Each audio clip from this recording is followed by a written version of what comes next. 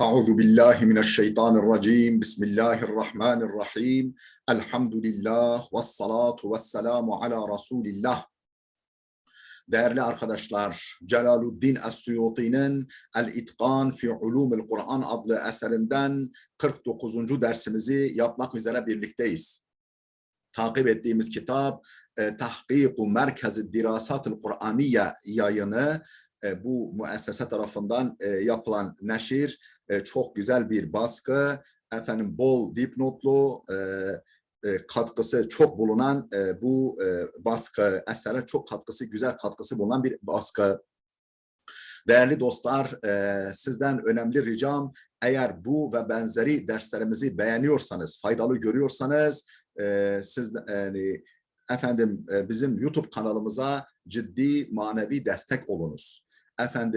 Ücretsiz abone olun. Sözünüzün, nazınızın geçtiği herkesi abone yapın. Böylece bu karanlık, yani İslami ilimler açısından manen karanlık dönemde, herkesin her kafada bir ses çıktığı bir dönemde bir mum yakalım. Bir mum olsun yakalım. Böylece bu faydalı bilgiler milyonlarca insana ulaşsın. Yani hepimiz omuz verirsek, el verirsek, milyonlarca insana ulaşmış oluruz. Bir kişinin yetişmesi ileride ümmete Muhammed'e çok büyük faydası olacaktır. Çok iyi ilahiyatçılarımız, ilim adamlarımız yetişecekler. Değerli dostlar, konumuz neydi? Bulunduğumuz husus neydi? Kur'an-ı Kerim'in Hazreti Muhammed sallallahu aleyhi ve selleme parça parça indirilmesindeki hikmetler. Bu hikmetlerden bir tanesi neydi? لِنُثَبِّتَ بِهِ فُؤَادَكَ. Yani ya Muhammed, senin kalbini onunla pekiştirelim, onunla takviye edelim. Senin için bir moral kaynağı olsun. Yani çünkü vahiyler indikçe Cebrail getiriyor. Cebrail'in gelişi Allah'ın himayesinin, itinasının, inayetinin Hazreti Muhammed'in yanında olduğunun bir ifadesi oluyordu. Yani Allah seni kendi haline bırakmamış, seni desteksiz bırakmamış, her zaman senin yanında, sen elçilik görevini yerine getir. لِنُثَبِّتَ بِهِ فُؤَادَكَ'nın birinci manası bu. İkinci manasını okuyacağız. Ne olabilir? Yani kalbini takviye etmek için. Vakile denilmiş ki, sayfanın başından itibaren ma'na linusabbite bihi fuadak, linusabbite bihi fuadake'nin manası ey litahfazahu. Yani onu ezberleyesin, kolay ezberleyesin diye. Fe innehu aleyhisselam kana ümmiyen la yakra'u ve la yaktub. Çünkü Hazreti Muhammed ümmiydi, okuyamaz ve yazamazdı. Fe furrika aleyhi, Kur'an ona parça parça indirildi. Li yethbuta indehu hafzuhu. Ta ki Kur'an-ı Kerim'in ezberlenişi onda iyice, zihnine iyice yerleşsin.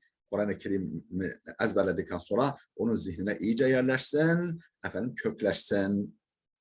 Yani rahat ezberlesin ve o yani ezberde sağlam olsun. Ve hilaf-ı gayrihi minel enbiya. Diğer peygamberler böyle değildi. Mesela Musa, İsa aleyhisselam böyle değillerdi. Fe innehu kana katiben qari'an. Onlardan her birisi hem yazabiliyordu hem okuyabiliyordu. Fe yumkinuhu hafzul cemi'. Hepsini, yani kutsal kitabın hepsini ezberleme imkanı vardı. قال ابن فورك, İbn Furek demiştir ki وَقِيلَ اُنْزِلَتِ التَّوْرَاتُ cümleten. Denildi ki Tevrat toptan indirildi. لِأَنَّهَا نَزَلَتْ عَلَى نَبِيٍّ يَكْتُبُ وَيَقْرَأُ وَهُوَ Musa. Çünkü yazabilen, okuyabilen bir peygambere inmişti. O Musa Aleyhisselam'dı. وَاُنْزِلَ الْقُرْآنُ مُفَرَّقًا. Kur'an parça parça indirildi. لِأَنَّهُ اُنْزِلَ عَلَى مَكْتُوبٍ عَلَى غَيْرَ مَكْتُوبٍ لِأَنَّهُ اُنْزِلَ غَيْرَ مَكْتُوبٍ عَلَى نَبِيٍّ اُمِّيٍّ. Çünkü o yazılı olmaksızın, yani yazılı bir belge halinde değil, Nebi, ümmi bir peygambere gayre mektub, yani yazılı olmaksızın indirildi. Ve kâle gayruhu. İbn Furek'ten başkaları da şöyle demiş. Ve innema lem yenzil cümleten vahideten li'enne minhu nâsiha vel mensûh. Neden Kur'an-ı Kerim toptan indirilmedi? Çünkü onun nâsihi var, mensuhu var. Bazı ayetleri gelip önceki ayetler üzerinde değişiklikler yapabiliyordu. Nasıhı var, mensuhu var. Ve la yeteatta zalike illa fima unzile mufarrakan. Ve la yeteatta Yani bu mümkün olmazdı. Zalike bu mümkün olmazdı. İlla fîmâ unzile muferrakan ancak parça parça inen bir metinde bu mümkün olabilirdi. Ve minhu ma huve cevabun li suali. Kur'an'dan efendim bir soruya cevap olan kısımlar var. Ve minhu ma huve inkarun ala kavlin qîle. Yine Kur'an'dan söylenen, yani karşı tarafça söylenen bir sözü kınayan ifadeler var. Yani yadırgayan, kınayan ifadeler var. Yani ve fi'lun fu'il. Yani yapılmış, yani bir eyleme, söylenmiş bir söze yönelik kınamalar var Kur'an'da. Vakat taqaddama zalike fi kavli İbn Abbas. Bu husus İbn Abbas'ın sözünde daha önce geçti. Yani İbn Abbas'ın bir sözünde daha önce buna işaret edilmişti. Ve nezzelahu Cibrilu bi cevabi kelamil ibadi ve amalihim. Cebrail aleyhisselam neydi İbn Abbas'ın sözü şuydu. Ve nezzelahu Cibrilu, Cebrail onu indirdi parça parça. Bi cevabi kelamil ibadi ve amalihim. Efendim kulların, insanların sözlerine ve eylemlerine cevap vesilesiyle. Yani onlar bir söz söylerlerdi insanlar, hatta bir davranışta bulunurlardı. O vesileyle Cebrail onu Kur'an'ı efendim parça parça indirmiştir. Ve fussira bihi kavluhu, efendim şu ayet-i kerimede bu şekilde yorumlanmıştır. Ve la ya'tunaka bi meselin illa ci'naka bil hak. Onlar sana bir yani o kafirler, müşrikler sana bir mesel, bir örnek getirirlerse biz sana mutlaka hakikati getiririz. Onlar efendim yanıltıcı bir takım örneklemeler, efendim meseler getirirlerse biz sana mutlaka hakikati getiririz. Bakara suresi 33. Ahracehu anhu İbn Abi Hatim. İbn Ebu Hatim bunu İbn Abbas'tan tahric etmiş, yani naklederek kaydetmiş. Felhasıl sözün özü ennel ayete tadammenet hikmeteyni li inzalihi mufarrakan. Yukarıdaki ayet li nusabbite bihi fuadek ayeti efendim Kur'an-ı Kerim'in parça parça indirilmesinin iki hikmetini içeriyor. Şimdi sayfamızın metin kısmı bitti. Efendim dipnot kısmını, dipnotunu okuyacağız inşallah. Birinci dipnot, Unzur el-Burhan, işte el-Burhan adlı esere bak, cilt şu, sayfa şu. Ve huve Muhammed, kimdir bu zat? Yani o yukarıda yani İbn-i Furek olması lazım. İbn-i Furek kimdir? Ve huve Muhammed ibn-ül Hasan ibn-ül Furek. Muhammed ibn-ül Hasan ibn-ül Furek. İbn-i Furek daha doğrusu. İbn-i Furek, efendim bu zat, tam adı bu. Ebu Bekir el-Asbahani el-Mutekellim el-Şafii. Budur. Yani İsfahanlı, kelamcı ve Şafii olan bir zat. Min muallafatihi, onun eserlerinden bir kısmı şunlar. Muşkilul hadis ve garibuhu en-nizami fi usulü'd-din. En-nizami fi usulü'd-din, başka bir eseri. Unzur, yani bu konudaki bilgi için unzur. Es-Siyer, yani işte cilt sayfa şu. Tabakat-ı Şafiiye el-Kubra, cilt şu, sayfa şu. İkinci dipnot, Unzur el-Burhan. Yine el-Burhan'a bak, Zerkeşi'nin. Efendim üçüncü dipnot, tekaddeme fi sahife 269'da geçti diyor İbn Abbas'ın o sözü. Vanzur tefsire İbn Abi Hatim. İbn Abi Hatim'in tefsirine bak bu konuda. Teznip diye bir başlık var. Teznip yani ek. Teznip ek. Zenep efendim ek demek, kuyruk anlamına geliyor. Yani ek bir bilgi. Ma taqaddama fi kelami haulai, bu alimlerin sözlerinde geçen şu husus, min enne sairel kutub unzilet cümleten huve meşhurun fi kelamil ulema ve ala elsinetihim. Yani yukarıdaki alimlerin sözlerinde geçen işte önceki kitaplar toptan indirildi hususu efendim alimlerin sözlerinde ve dillerinde meşhur bir görüştür, meşhurdur. Yani ulemanın sözlerinde ve dillerinde bu meşhur olarak dolaşmaktadır. Hatta kâde yakunu icma'an, hatta o kadar ki neredeyse bu konuda icma var gibi. Yani önceki kitapların, Tevrat'ın, İncil'in toptan indirildiği konusunda neredeyse icma var. وقد رأيت بعض فضلاء العصر أنكر ذلك وقال إنه لا دليل عليه بل الصواب أنها نزلت مفرقة كالقرآن.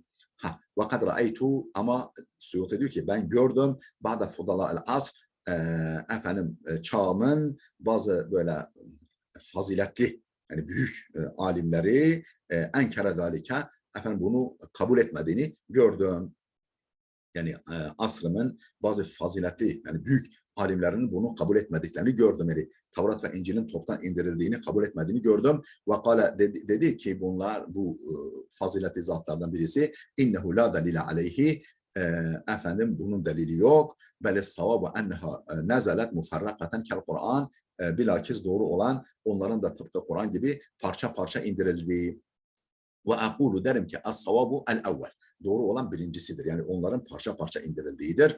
Ve minel adilleti ala zalika ayetul Furqan es-sabikatu. Bunun delili Furkan suresinin daha önce yer verdiğimiz ayeti. Ahrace İbn Abi Hatim min tariqi Sa'id ibn Cübeyr an İbn Abbas kal.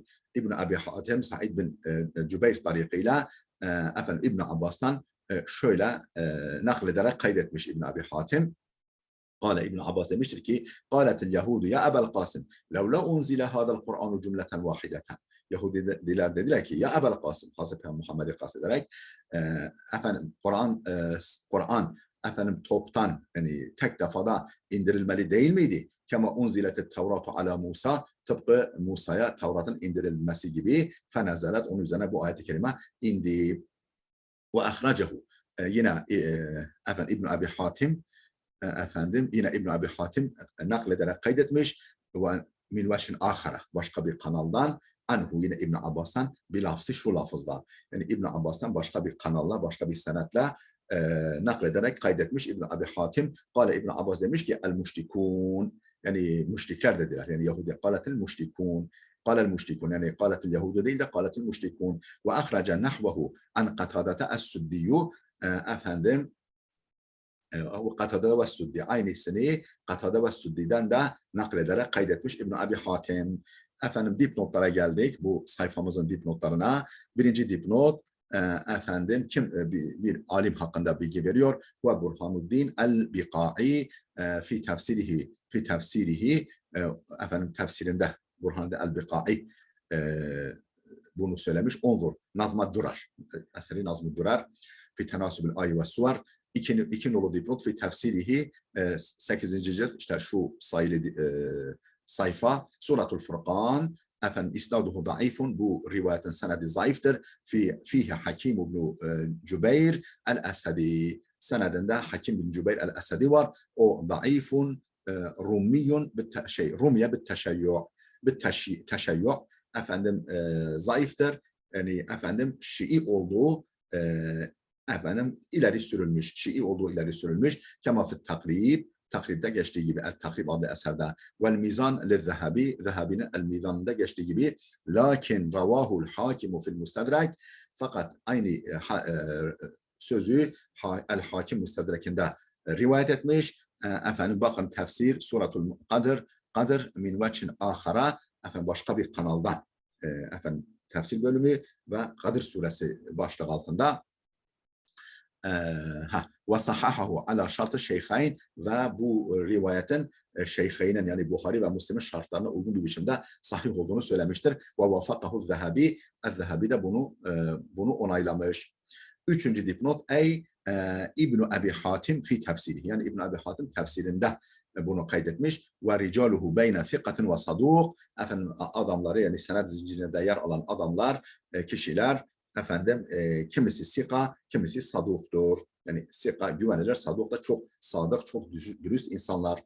Vanzur ellezî qablehu, bu dipnotun öncesine de bir bakın.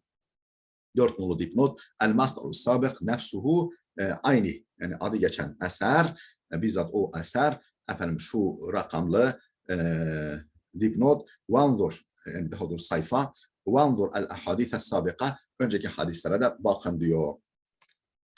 Efendim fe in kulta, yeni bir sayfaya geldik. Fe in kulta, eğer şayet dersen, fe in leyse fil Kur'ani et-tasrihu bizalik, Kur'an'da buna yönelik bir açık ifade yok. Ve innema huve ala takdiri thubutihi kavlul kuffar, ve innema huve ala takdiri thubutihi kavlul kuffar.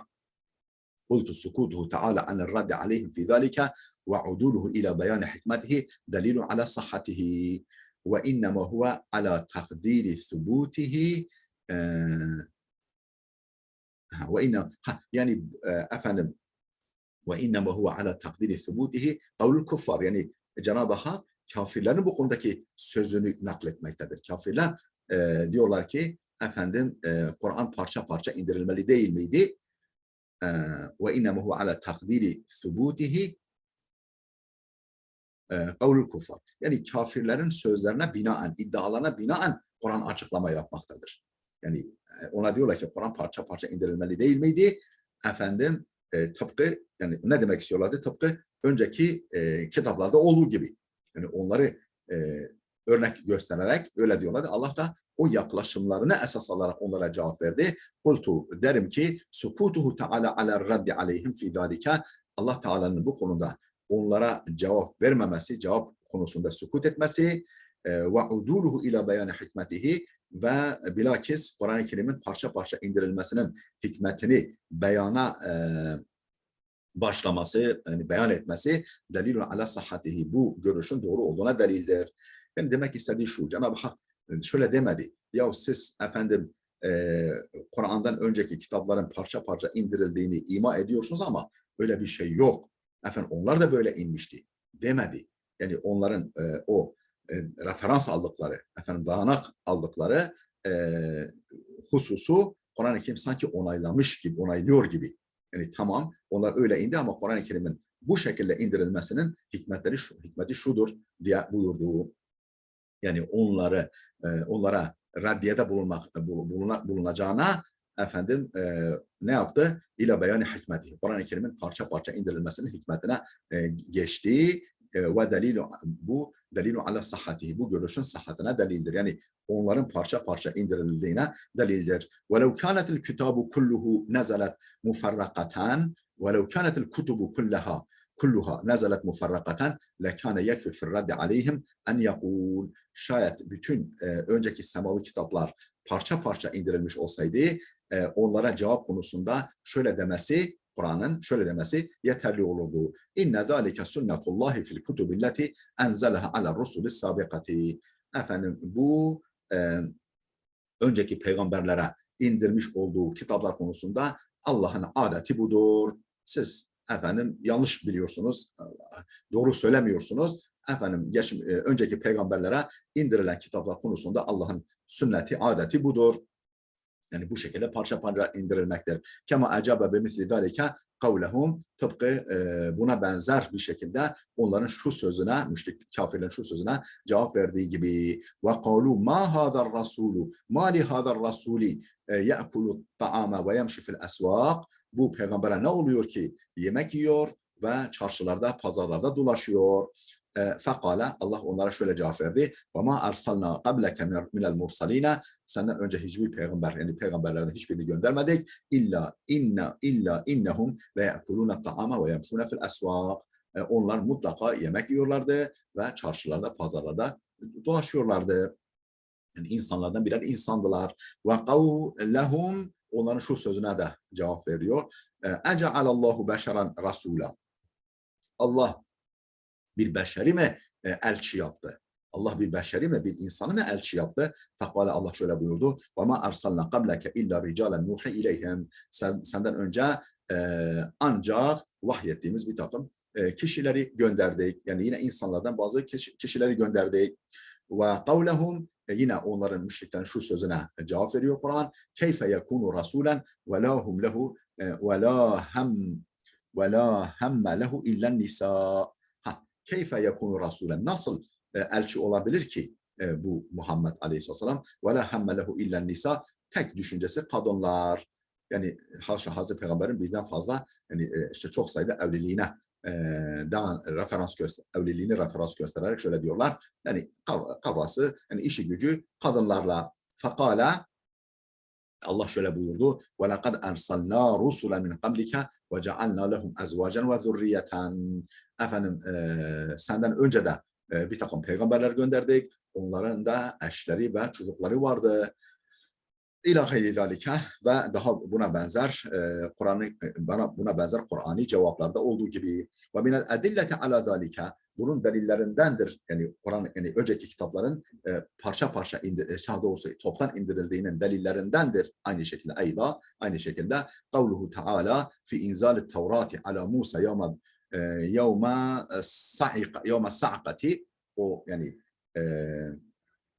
düşüp bayıldıkları yani Musa Aleyhisselam'ın kavminin düşüp bayıldıkları gün ala Musa yevme sa'kati o düşüp bayıldıkları yani Tevrat'ı sağlam alın, sağlam sarılın dediği halde onlar işi gevşek tutmaları üzerine Allah onları düşürüp bayıltmış. Hatta ölmüşler. Sahikanın o manası da var. O gün Tevrat'ın indirilmesi konusunda Allah'ın şu sözü de buna delildir. فَخُذْ مَا آتَيْنَاكَ sana verdiğimizi tut ya Musa. Yani herhalde toptan veriyor ki, eline böyle bir nuska halinde veriyor ki, tabletler halinde veriyor ki, Allah buyuruyor ki tut bunu ya Musa. وَكَتَبْنَا لَهُ فِي الْأَلْوَاحِ مِنْ كُلِّ شَيْءٍ başka bir ayet. O levhalarda, o tabletlerde her şeyi onun için yazmıştık. فَخُذْهَا بِقُوَّةً onları kuvvetle al. Başka bir ayet. وَأَلْقَ الْأَرْوَاحَ Musa Aleyhisselam hani o buzağı edinmeleri üzerine kızdı ve levhaları yere fırlattı. Başka bir ayet. وَلَمَّا سَكَتَ عَنْ مُوسَى الْغَضَبُ Musa'nın öfkesi dinince اَخَذَ الْأَلْوَاحَ levhaları aldı ve fi nuskatiha huden ve rahmetun onun nuskalarında hidayet ve rahmet bulunan levhaları aldı. وَاِذْ نَتَقْنَا الْجَبَلَ فَوْقَهُمْ كَأَنَّهُ ظُلَّةٌ وَظَنُّوا أَنَّهُ وَاقِعٌ بِهِمْ خُذُوا مَا آتَيْنَاكُمْ بِقُوَّةٍ Hani dağı tepelerine çıkarmıştık, söküp kaldırmıştık tepelerine, فَوْقَهُمْ üzerlerine كَأَنَّهُ ظُلَّةٌ böyle bir bulut gibi وَظَنُّوا أَنَّهُ وَاقِعٌ بِهِمْ sanki onların başına düşeceklerini sandılar. خُذُوا مَا آتَيْنَاكُمْ بِقُوَّةٍ ve onlara dedi ki size verdiğimizi kuvvetle alın. فَهَذِهِ الْآيَاتُ كُلُّهَا دَالَّةٌ عَلَى اِيْتَائِهِ التَّوْرَاتَ cümleten. Bütün bu ayetler gösteriyor ki Musa Aleyhisselam'a Tevrat toptan verilmiştir. Bir nolu dipnot beynel ma'kufeyni sakata min elif ayn iki parantez arasındaki kısım elif ve ayn nuskasından düşmüş ve matbuati Ebu'l Fadl İbrahim. Ebu'l Fadl İbrahim'in basılı nuskasında da bu kısım yok diyor. Ve ahrece İbn Abi Hatim min tariqi Sa'id ibn Cübeyr. İbn Abi Hatim Sa'id ibn Cübeyr tariqıyla naklederek kaydetmiş. An İbn Abbas kâle. İbn Abbas demiştir ki ve u'tiye Musa Tevratu fi seb'ati elvahin fi zebercad. Musa Aleyhisselam'a Tevrat 7 levha halinde zebercet denilen maddeden 7 levha halinde Musa'ya verilmiştir. Fiha tibyanun li kulli şeyin ve mev'izatun orada her şeyin beyan açıklaması ve öğütler vardı. Felemma ca'a biha fara'a bani İsrail'e ukufen ala ibadetil ecdi onu getirip yani Musa Aleyhisselam Tur Dağı'ndan o Tevrat levhalarını getirip İsrail oğullarının buzağıya tapmaya başladıklarını başladıklarını görünce rama bi Tevrati min yedihi Tevrat'ı elinden fırlattı öfkelendi fetehattamat o levhalar parçalandı ferafa Allahu minha sittete esba'in onun altıda birini daha doğrusu 7'de 6 kısmı 7'de 6'sını katına yükseltti gene ve bakiye seb'an minha sittete esba'in ve bakiye seb'an ferafa Allahu minha sittete esba'in ve bakiye seb'an yani 7'de biri kaldı. Sittete esba'. Evet. Ve ahraca min tariqi Cafer ibn Muhammed an abihi Cafer bin Muhammed'in babasından naklettiği tarikla yine tahric etmiş İbn Abi Hatim an ceddihi o da babasından rafa'ahu peygambere dayandırarak merfu hadis olarak kâle El-elvahu leti unzilet ala Musa kanet min sidril cennet. Efendim Musa Aleyhisselam'a indirilen levhalar cennetin sedir ağacındandı. Yani o ağacının artık efendim tahtasından ve yapraklarındandı. Kana tulul levhi 12 zira'an, 12 zira'an. Efendim o levhanın bir tanesinin uzunluğu 12 zira idi. Zira yani kola, arşın, 12 arşın idi. Ve ahracen Nesai'yu ve gayruhu an İbn Abbas'ın fi hadithil futun. Efendim Nesai ve başka alimler İbn Abbas'tan naklederek kaydetmişler. Nerede? Fi hadithil futun, el futun hadisinde. Kale, el futun hadisi demek meşhur, bu isimle bir hadis var. Kale, أخذ موسى الألواح بعدما سكت عنه الغضب. Musa efendim öfkesi dindikten sonra levhaları aldı. فَأَمَرَهُمْ بِالَّذِي أَمَرَ اللّٰهُ. Efendim Allah'ın kendisine yönelttiği emirleri kavmine de o da emretti. En yubelligahum minel vazaifi. Yani kendilerine iletmesi Allah'ın iletmesini istediği vazifeleri, görevleri onlara, kavmine iletti. فَثَقُلَتْ عَلَيْهِمْ ve ebavu, bu onlara ağır geldi, bu görevler onlara ağır geldi ve direndiler. Ve ebav en yuqirru biha, bunları kabul etmeye yanaşmadılar. Hatta natakallahu aleyhimul cebele, Allah onların tepesine dağı kaldırıncaya kadar, keannehu zulletun, bir bölük bulut gibi. Ve dena minhum, o dağ onlara yaklaştı, tepelerine yaklaştı. Hatta khafu en yaqa aleyhim, o kadar ki üzerlerine düşmesinden korktular. Fe aqarru biha, ve o hükümleri o hükümleri kabul ettiler, emirleri. Dipnotları okuyoruz. Efendim bir nolu dipnot tefsirinde geçiyor yukarıdaki alimin. Suratul A'raf, A'raf suresi başlığı altında İsnaduhu Hasanun ila İbni Abbas radıyallahu anhuma, İbn Abbas'a varıncaya kadar senedindeki kişiler yani senedi sahih hasendir ve Muhammed ibn İshak radıyallahu anhuma ve Muhammed ibn İshak ve inkâne mudellesen muhakkak ibn mudellisen muhakkak ibn İshak Muhammed ibn İshak'a ne kadar tedlis yapıyorsa da yani hadis bazı senedindeki bazı kişileri saklıyor ise de buna tedlis denir. Bu da tabii yanıltıcıdır. Lakinnehu sarihun sarraha bit tahdis. Lakin fakat açıkça hadisi anlattığını söylemiştir. Tahdisi tasrih etmiştir. Gayre enne İbn Abbas radıyallahu anhuma lem yerfahu. Şu kadar bak İbn Abbas onu peygambere dayandırmamış. Mimma yedullu ala ennehu leallehu ahazehu min ehli kitab. Vallahu alem. Bu da onun ehli kitaptan alabileceğini gösteriyor. Allah daha iyi bilir. Ez-zebercet hacerun kerimun zul elvanen. Zebercet nedir? O iki nolu dipnot. Renkli bir kıymetli taştır.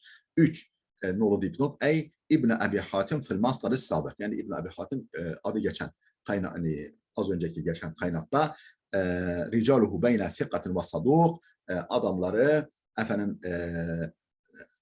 güven sika ve saduk arasında değişiyor. Yani kimisi sika, kimisi saduk. Yani çok sağlam ve çok dürüst. Siva Abi Ali lem yetebeyyen li min hilalil bahsi men huve. Ebu Ali hariç araştırmama rağmen kim olduğunu tam çıkaramadım. Netleşmedi zihnimde.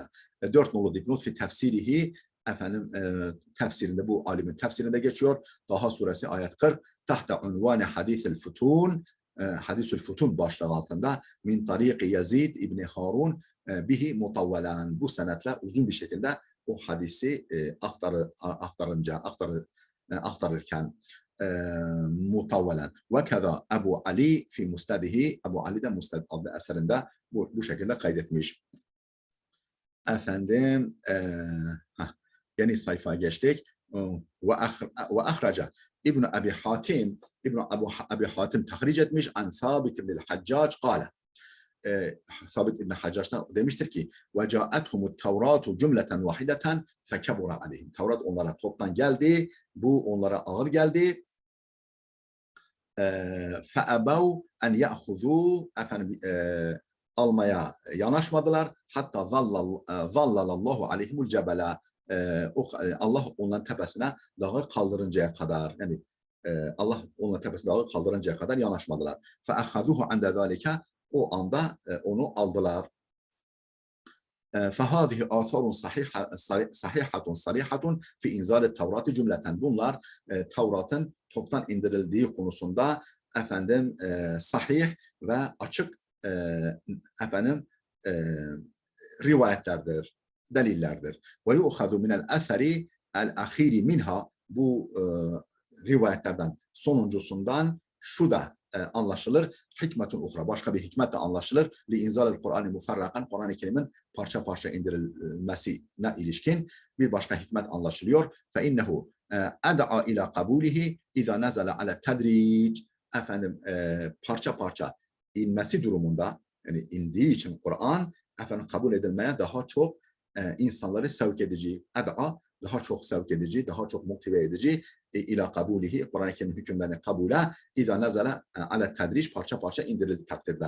Yani Tevrat toptan indiği için onlar almakta zorlandılar. Bi hilafi ma lev nazala cümleten vahideten toptan indirilmiş olsaydı böyle olmazdı. Fe innehu kana yenfiru min kabulihi kesiru minen nas birçok insan onu kabul etmekten kaçınırdı. Li kesreti ma fihi minel faraidi vel menahi içerdiği çok sayıdaki farzlar ve yasaklar nedeniyle birçok insan onu kabul etmekten imtina ederlerdi, çekinirdi. Ve yuvaddihu zalike ma ahracehu'l Buhari Buhari'nin naklederek kaydettiği Hazreti Ayşe'den şu söz bunu göstermektedir. Kale Hazreti Ayşe demiştir ki innema nazala evvele ma nazala minhu suratun. Kur'an'dan ilk inen ilk inen vahiy bir sure oldu.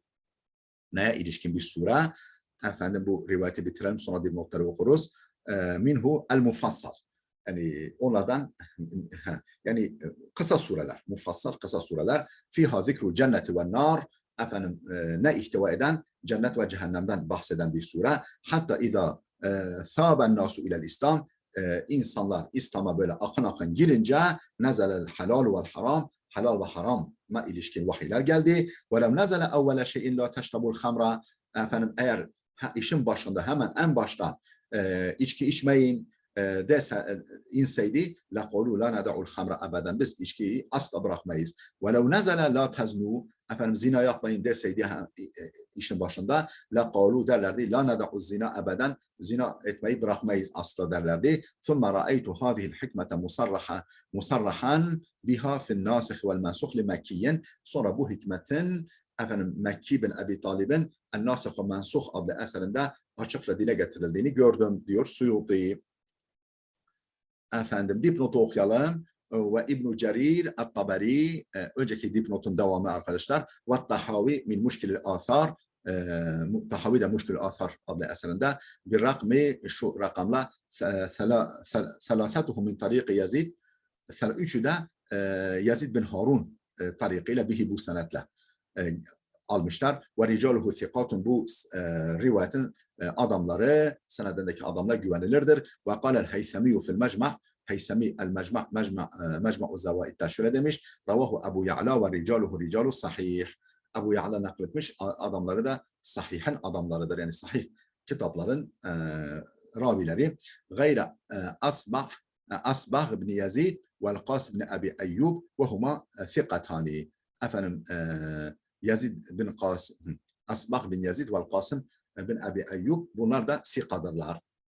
Tamam sahihin adamlarından değil ama bu da sikadırlar, güvenilir adam. Ve saqahu'l Hafız İbn Kesir fi tefsirihi bunu İbn Kesir tefsirinde de kaydetmiş. Bi isnadın Nesai bi tulihi Nesai'nin senediyle uzun bir şekilde ve kâle ve huve mevkufun min kelami İbn Abbas radıyallahu anhuma bu İbn Abbas'ın sözü olup mevkuf bir rivayettir. Yani Peygamber'e dayanmamaktadır. Mimma ubiha nakluhu minel İsrailiyat an Ka'b'il Ahbar ev gayrihi. Bu da Ka'b'il Ahbar ve başkalarından İsrailiyat türü olarak nakledilmesi mümkün olan bir husustur. Vallahu a'lam. Allah daha iyi bilir. Ve semi'tu şeyhana Ebul Haccac el-Mizzi yekulu zalike eyda.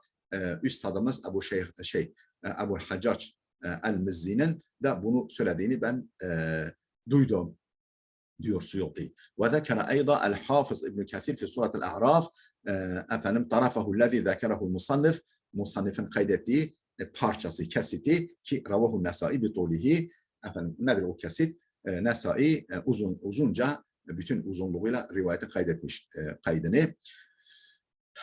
Efendim bir nolu dipnot fi tefsirihi suratul A'raf ve yabdu ennehu min rivayet ehlil kitab. Öyle görünüyor ki bu ehli kitaptan alınan rivayetlerdendir. Vallahu a'lem. İki nolu dipnot fi sahihihi ma'al fethi fadailul Kur'an. Fadailul Kur'an başlığı altında teliful Kur'an, Kur'an-ı Kerim'in telifi kaleme alınışı. Değerli dostlar, burada dursun. Videomuz oldukça uzadı. Gelecek dersimize kadar Allah'a emanet olun.